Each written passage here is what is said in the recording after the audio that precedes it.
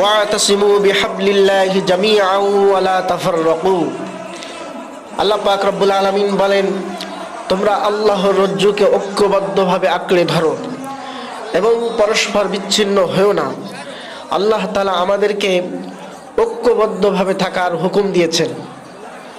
আলহামদুলিল্লাহ বাংলাদেশে জামাত ইসলাম, ইসলামী আন্দোলন, বাংলাদেশ খেলাফত মজলিস সহ 8টি দল এক হয়েছে। 8টি দলের লক্ষ্য উদ্দেশ্য আল্লাহর বিধান দিয়ে, কোরআন সুন্নাহ দিয়ে দেশ চালানো।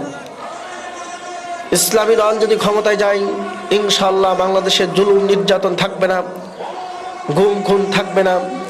আল্লাহর কোরআন দিয়ে দেশ চালালে শান্তি প্রতিষ্ঠিত হবে, দুর্নীতিমুক্ত বাংলাদেশ হবে ইনশাআল্লাহ।